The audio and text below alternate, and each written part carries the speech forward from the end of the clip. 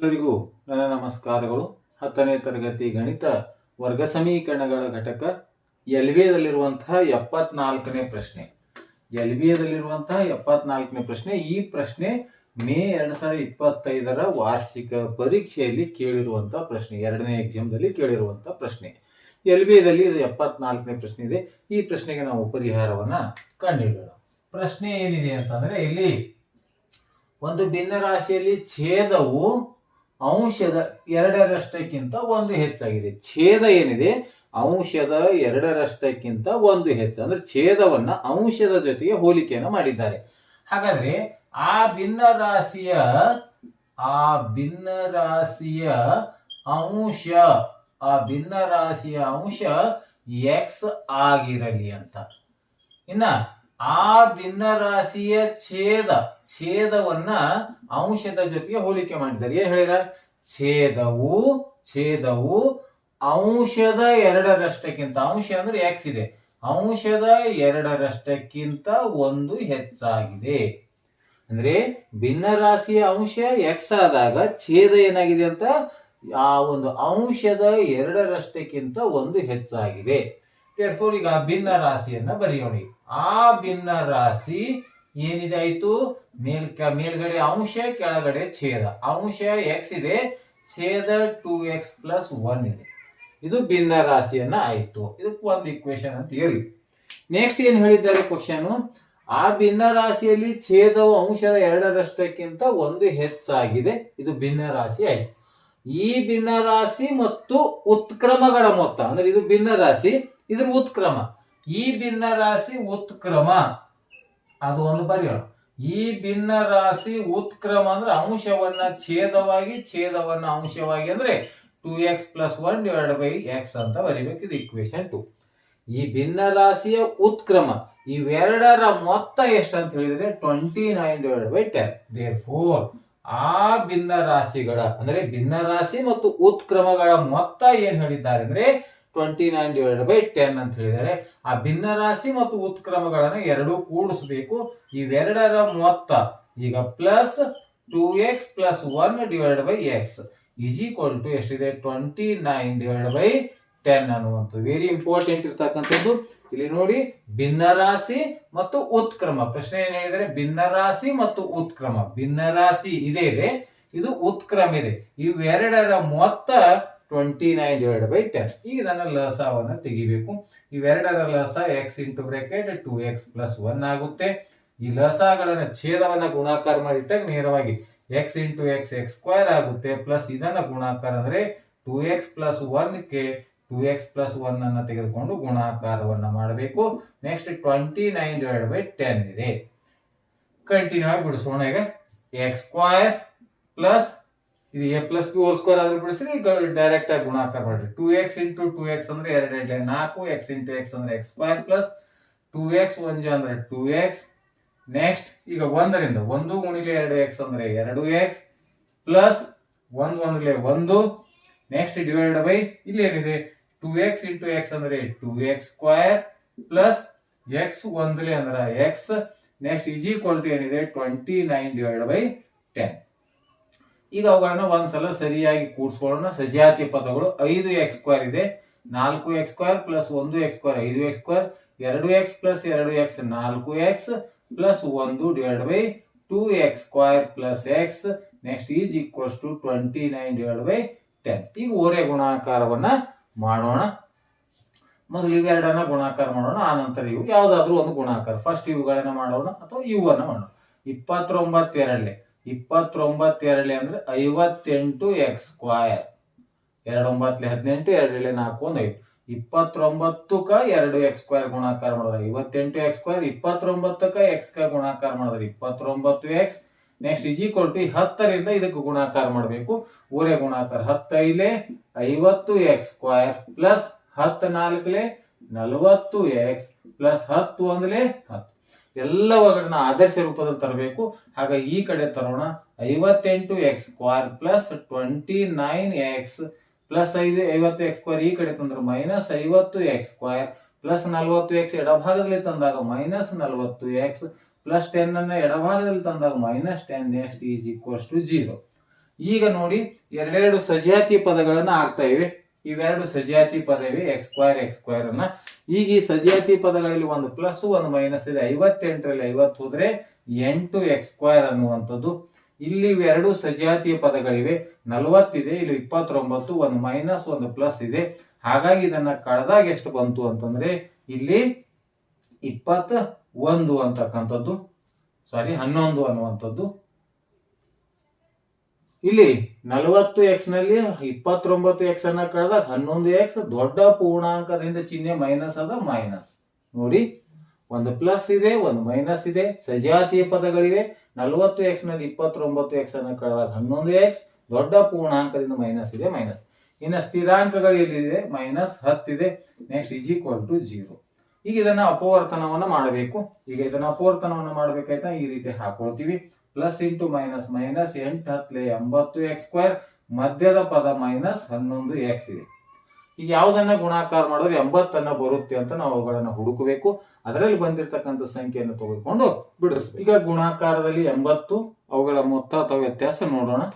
ಈಗ 16x into 5x ಅನ್ನ ಮಾಡೋಣ. 16 5 80, 16ರಲ್ಲಿ 5 ಕಳೆದಾಗ 11, ಕಳೆದಾಗ ಮೈನಸ್ ಬರ್ಬೇಕಾದ್ರೆ ದೊಡ್ಡ ಅಂಕಿನ ಮೈನಸ್, ಸಣ್ಣ ಅಂಕಿನ ಪ್ಲಸ್.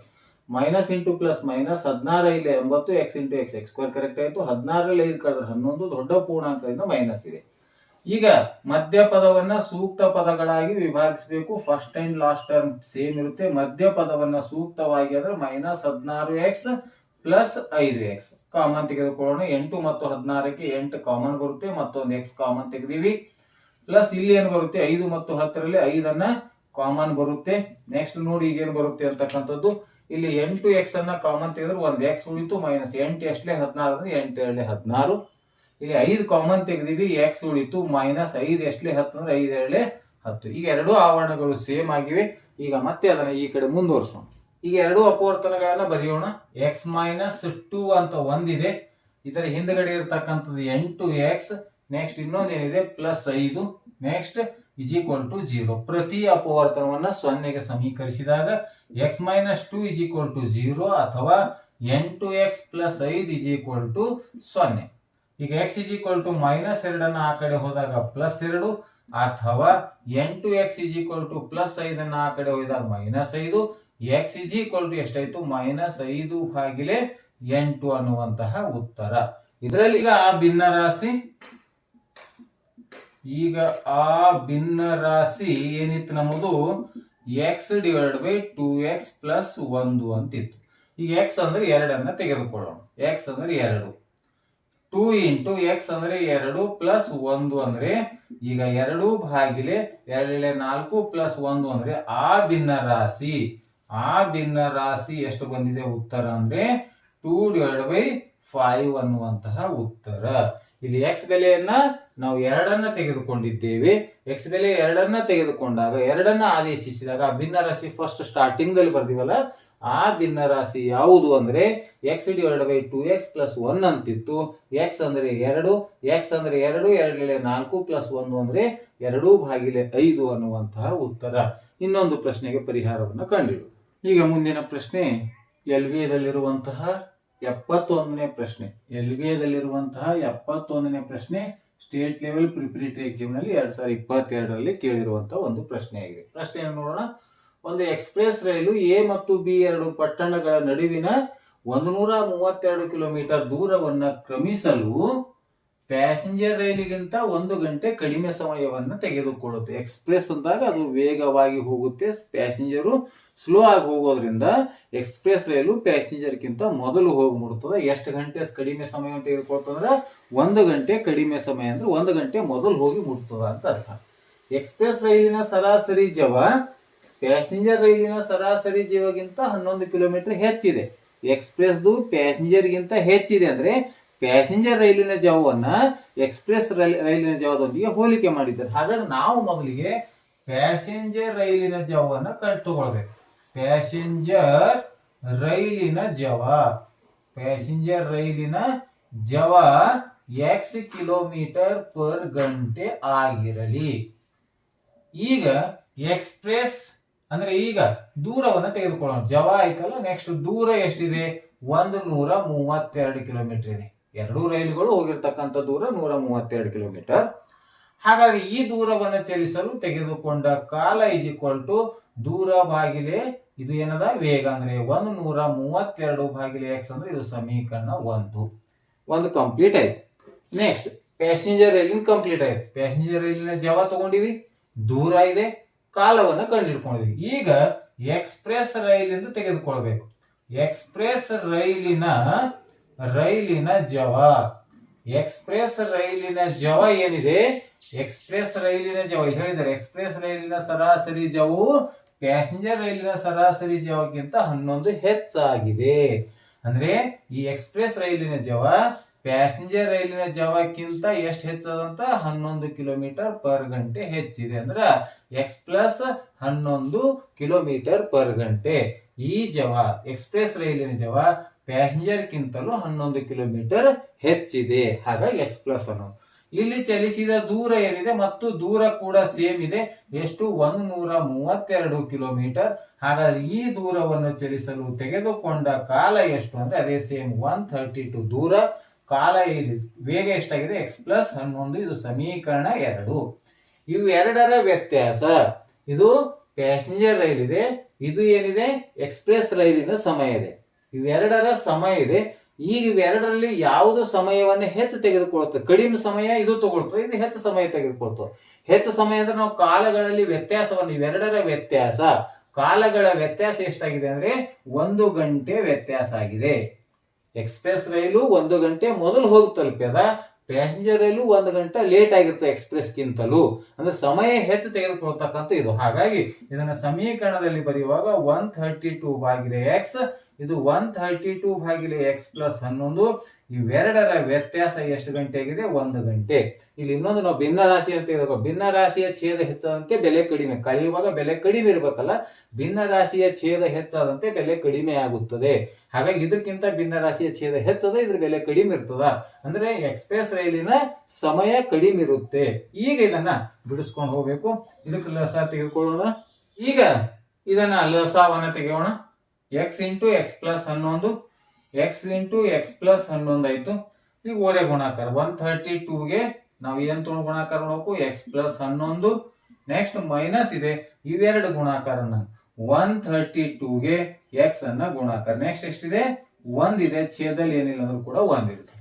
ಇದನ್ನ ಬಿಡಿಸೋಣ. 132 ಗುಣಿಲೆ ಎಕ್ಸ್ ಅಂದ್ರೆ 132 ಎಕ್ಸ್ ಪ್ಲಸ್ 132ಕ್ಕೆ 11ರಿಂದ ಗುಣಾಕಾರ ಮಾಡ್ರಿ.